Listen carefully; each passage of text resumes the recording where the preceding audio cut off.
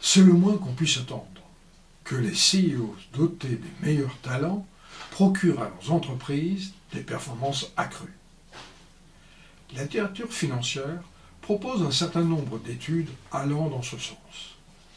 Mais il reste intéressant de comprendre dans quelles circonstances cette relation est la plus soutenue. Chung, Naidu, Navissi et Ranjesi s'interrogent dans un article publié dans le Journal of Corporate Finance sur l'impact à la fois de l'espace discrétionnaire laissé au CEO et des forces du monitoring mis en place. Viennent-ils renforcer ou non cette relation entre qualité des CEOs et performance financière des entreprises qu'ils dirigent?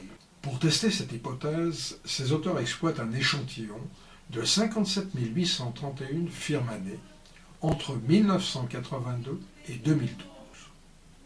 Les données concernant la qualité des CEOs proviennent de la base Gosueta Business School de Emory University.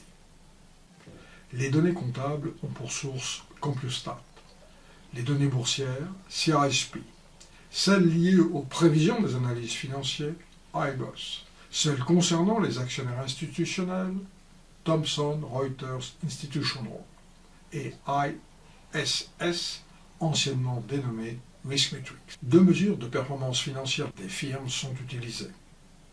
La première est un ratio comptable, le ROA, Return on Assets. La seconde est une rentabilité boursière sur l'année fiscale considérée. L'indicateur de compétence du CEO est le score calculé par Demerjon en 2012 à partir d'une estimation de l'efficience des dirigeants à générer des ventes à partir des inputs mobilisés. La latitude discrétionnaire accordée au CEO est appréciée indirectement par la stratégie suivie. Profil innovateur, forte latitude, profil défensif, faible latitude. L'intensité du monitoring fait appel à 5 mesures. Le suivi par les analystes, la proportion de capital détenue par les institutionnels, la présence d'administrateurs indépendants et celle d'administrateurs externes dans les principaux comités du Conseil. Le modèle de base utilisé est un modèle de régression où la variable dépendante est soit une mesure de performance comptable, soit une mesure de performance boursière, et la variable indépendante est la variable de compétence du CEO.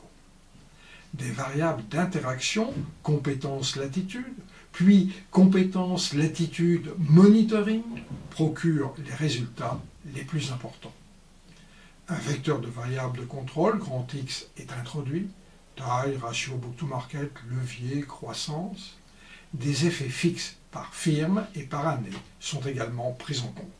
À l'aide de ces estimations, Chung, Naidu, Navissi et Ranjeni mettent en évidence une association positive entre le niveau estimé de compétence des CIO et les mesures de performance financière des firmes qu'ils dirigent, que ces dernières soient comptables ou boursières. Ils mettent en exergue que cette association positive entre compétence et performance est d'autant plus marquée que le CEO bénéficie d'un espace discrétionnaire large dans son action. Le signe associé à la variable d'interaction, compétence-latitude, est significativement positif. Les résultats sont robustes lorsque des méthodes pour traiter l'endogénéité éventuelle sont utilisées. Les conditions pour une association forte entre compétence et performance sont précisées le long d'une troisième dimension. C'est quand le monitoring est fort que cet effet d'interaction est le plus marqué. Au total, cette étude éclaire les conditions suivant lesquelles les aptitudes des CIO sont les mieux exploitées par les entreprises. Espace discrétionnaire large et monitoring élevé. A contrario, elle souligne l'importance des cas où ces conditions ne sont pas remplies et où les compétences des CIO sont mal exploitées.